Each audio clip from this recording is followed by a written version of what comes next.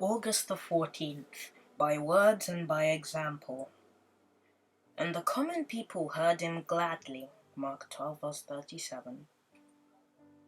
Christ passed no human being by as worthless and hopeless, but sought to apply the saving remedy to every soul who needed help. Wherever he was found, he had a lesson to present that was the right one for the time and circumstance. He sought to inspire with hope the most rough and unpromising setting before them, the idea that they might become blameless and harmless and attain a character that would be Christ-like. They could be the children of God and shine as lights in the world, even though they lived among evil people. This was the reason that so many heard him gladly. From his very childhood he worked for others, letting his light shine amid the moral darkness of the world. In bearing burdens in his home life and in laboring in more public fields, he showed everyone what the character of God is.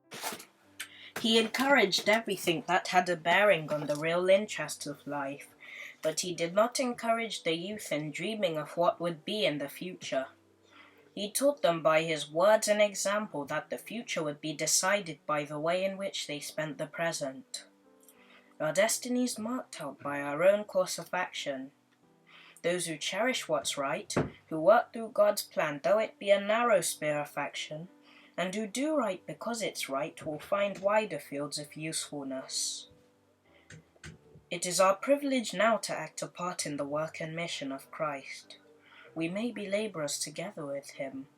In whatever work we are called to engage, we may work with Christ. He is doing all that he can to set us free, to make our lives that seem so cramped and narrow reach out to bless and help others. He would have us understand that we are held responsible to do good, and realize that in shunning our work we are bringing loss upon ourselves.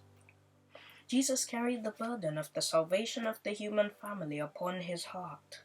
He knew that unless men and women would receive him and become changed in purpose and life, they would be eternally lost. This was his soul's burden, and he was alone in carrying this load. No one knew how heavy was the weight that rested upon his heart, but from his youth he was filled with a deep longing to be a lamp in the world, and he purposed that his life should be the light of the world. This he was, and that light still shines to all who are in darkness. Let us walk in the light which he has given.